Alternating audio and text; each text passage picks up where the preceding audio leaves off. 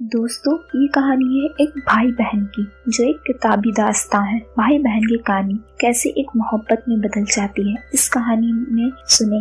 क्या भाई बहन में भी ऐसा हो सकता है? ये आपको आज पता चल जाएगा। मेरा नाम शबाना है। मेरा बड़ा भाई काशिद 12वीं में पढ़ता है। वह गोरा चिट्टा और करीब मेरे ही बराबर लंबा भी है और वह मुझे दीदी कहता है। मैं इस समय 20 साल की हूँ और वह 21 साल का है। मुझे काशिद के बाल बहुत प्यारे लगते हैं। दिल करता है कि बस हाथ फेरते रहूं। पापा गवर्नमेंट जॉब में है और माँ प्राइवेट जॉब में है। माँ जब जॉब की वजह से कहीं बाहर जाती है तो घर में बस हम 2 भाई बहन ही रह जाते हैं। एक बार माँ 3 दिनों के लिए बाहर गई थी। रात को हमने डिनर के बाद कुछ देर टीवी देखा, फिर अपने अपने कमरे में सोने के लिए चले गए। करीब 1 घंटे बाद प्यास लगने की वजह से मेरी नींद खुल गई। बोतल देखी तो खाली थी। मैं उठकर रसोई में पानी पीने गई तो लौटते समय देखा कि काशिद के कमरे की लाइट जल रही थी और दरवाजा भी थोड़ा सा खुला था। मुझे लगा कि शायद वह लाइट ऑफ करना भूल गया है। मैं ही बंद कर देती हूँ। मैं चुपके से उसके कमरे में गई, लेकिन अंदर का नजारा देखकर मैं हैरान रह गई। काशिद एक हाथ में कोई किताब पकड़कर पढ़ रहा था। अब दोस्तों, आपको इतने में पता चल ही गया होगा कि कौन सी किताब हो सकती है और उससे वो क्या देख रहा था। तो मैं स्टोरी पे आती हूँ। मैं कभी सोच भी नहीं सकती थी कि इतना मासूम लगने वाला लड़का ऐसा भी कर सकता है। मैं दूर चुपचाप खड़ी उसकी हरकत देखती रही, लेकिन शायद उसे मेरी उपस्थिति का आभास हो गया। उसने मेरी तरफ मुंह फेरा और दरवाजे पर मुझे खड़ा पाकर चौंक गया। वह बस मुझे देखता रहा और कुछ भी न बोल पाया। फिर उसने मुंह फेर कर किताब तकिए के नीचे छुपा दी। मुझे भी समझ न आया कि क्या करूं। मेरे दिल में यह ख्याल आया कि कल से यह लड़का मुझसे शर्माएगा और बात करने से भी कतराएगा। घर में इसके अलावा और कोई भी नहीं है जिससे मेरा मन बहलता है। मुझे अपने दिन याद आए। मैं और मेरा एक कजिन इसी उम्र के थे जब हमने कुछ अच्छे पल गुजारे थे। अच्छे पल से आप सभी समझ गए होंगे मैं कौन से अच्छे पलों की बात कर रही हूँ। फिर मैं सोची उसमें कौन सी बड़ी बात हुई अगर यह कर रहा था तो। मैं उसके पास गई और उसके कंधे पर हाथ रखकर उसके पास ही बैठ गई। वह चुपचाप रहा। अरे यार, अगर यही करना था कम से कम दरवाजा बंद कर लिया होता। वह कुछ नहीं बोला, बस मुंह दूसरी तरफ किए रहा।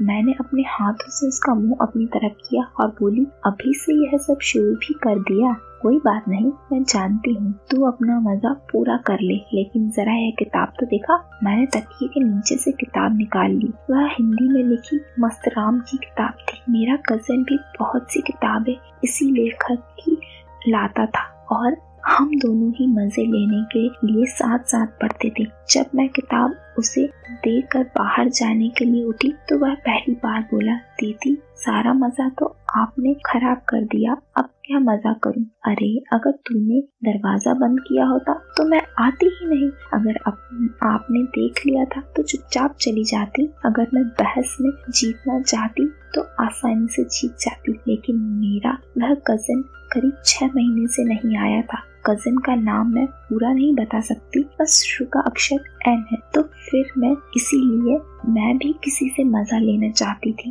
काशिद मेरा बड़ा भाई था और बहुत ही अच्छा लगता था। इसीलिए मैंने सोचा कि अगर घर में ही मजा मिल जाए तो बाहर जाने की क्या जरूरत। चल, अगर मैंने तेरा मजा खराब किया है तो मैं ही तेरा मजा वापस कर देती।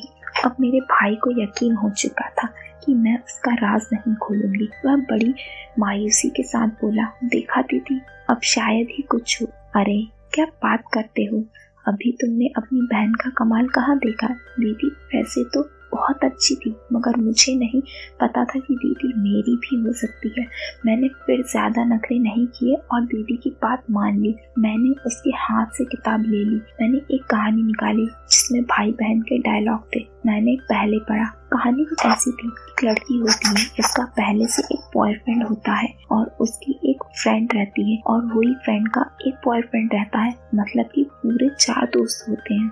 उसमें से जो पहली लड़की होती है उसकी फ्रेंड का जो बॉयफ्रेंड होता है, उसकी फ्रेंड उसको भाई बना लेती है। अब मैं सबके नाम बता देती हूँ। संजना, उसका बॉयफ्रेंड नितिन, संजना की दोस्त जो कि रेखा थी और उसका बॉयफ्रेंड कार्तिक था, और संजना ने कार्तिक को अपना भाई बना लिया था। संजना का बॉयफ्रेंड उसे दिन रात देता था, वही जो हर बॉयफ्रेंड अपनी गर्लफ्रेंड को देता है। काफी दिन हो जाने के बाद उसका बॉयफ्रेंड कहीं बाहर चले गया। उसके जाने से संजना बहुत उदास रहने लगी और ये बात कहीं न कहीं कार्तिक को महसूस होती थी, मगर कार्तिक कभी संजना से बोलता नहीं था क्योंकि उसको संजना ने भाई जो बना रखा था। कभी कभी तो कार्तिक को सपनों में भी सताने लगी थी संजना। ऐसे काफी दिन बीत गए और फिर बहुत दिनों तक नितिन उससे मिलने नहीं आया। ये बात संजना को खाई जा रही थी और समझने वाली बात तो ये थी, जब लड़की पे बात आ जाती है तो फिर वो रुकती भी नहीं है। कार्तिक उसकी ये समस्या को दूर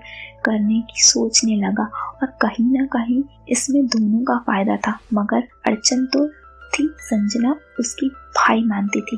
फिर एक दिन कार्तिक संजना से व्हाट्सएप पे बात कर रहा था। बातों बातों में कार्तिक ने संजना से बोल दिया, तुम्हें चिंता करने या फिर किसी और लड़के को ढूंढने की जरूरत नहीं है, तुम्हारा पूरा मैं कर दूंगा। कहीं ना कहीं ये बात संजना को पसंद तो आई, मगर फिर वो ये सोच रही थी कि अगर ये बात रेखा को पता चल गई, फिर जल्दी से कार्तिक के सामने ये बात रख ही दी कि अगर ये बात रेखा को पता चल गई तो मेरी दोस्ती मेरे बचपन की फ्रेंड रेखा से टूट जाएगी। कार्तिक ने फटाक से जवाब दिया, इस बात का तुम बिल्कुल तनाव मत लो, मैं किसी को पता नहीं चलने दूंगा और तुम भी किसी को मत बोलना। फिर कार्तिक ने पूछा कि कब मिल रही हो? फिर उसने बोल दी कि या तो फिर मेरे रूम पे आओ, फिर मिलेंगे और मजे उठाते हैं। बातों ही बातों में संजना ने और वो बोल पड़ी कि मजे तो तुम्हें चाहिए। नहीं नहीं कुछ नहीं बोली। कार्तिक ने उसी वक्त पूछा कि क्या बोली तुम? वैसे मैंने सुन लिया है और ये बात तुम्हारे चेहरे पे साफ दिखाई देती है।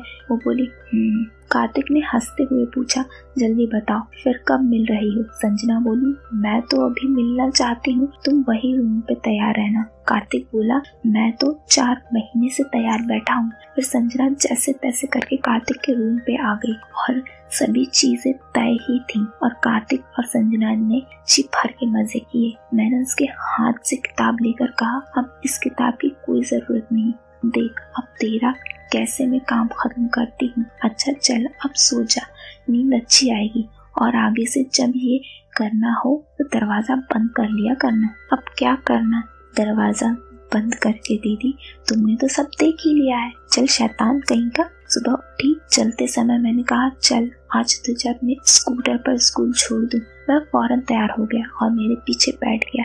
वह थोड़ा सब चाहता हुआ मुझसे अलग बैठा था। वह पीछे की स्टिपनी पकड़े था। मैंने स्पीड से स्कूटर चलाया तो उसका संतुलन बिगड़ गया और संभालने के लिए उसने मेरी कमर पकड़ ली।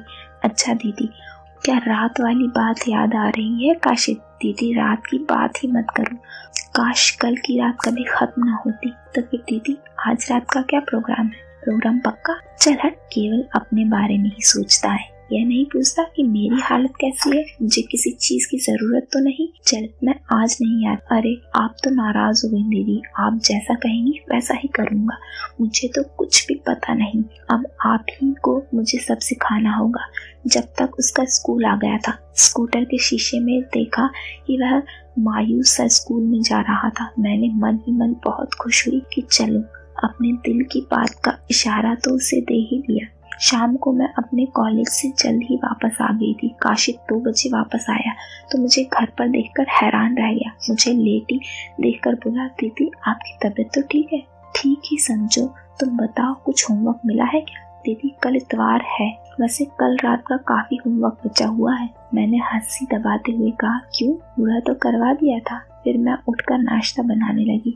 मन में सोच रही थी कैसे इसको लड़की पटाना सिखाऊं। लंच पर उससे पूछा, अच्छा ये बता तेरी किसी लड़की से दोस्ती है? हाँ दीदी सुधा से। कहाँ तक? बस बातें करते हैं और स्कूल में साथ ही बैठते हैं। मैंने सीधे बात करने के लिए कहा, दीदी आप कैसी बात करती हैं? वह शर्मा गया तो मैं बोली, इसमें शर्माने की क्या बात है, सुधा के बारे में बहुत सोचता है लेकिन दीदी ख्याल में होता है तो इसका मतलब है कि तू जाता है। मैंने कहा, उससे ज्यादा तो और एक है चाहता हूँ जो मुझे बहुत ही अच्छी लगती है, जिसकी कल रात ख्यालों में उसने सर हिलाकर हाँ कर दिया और मेरे बार बार पूछने पर भी उसने नाम नहीं बताया।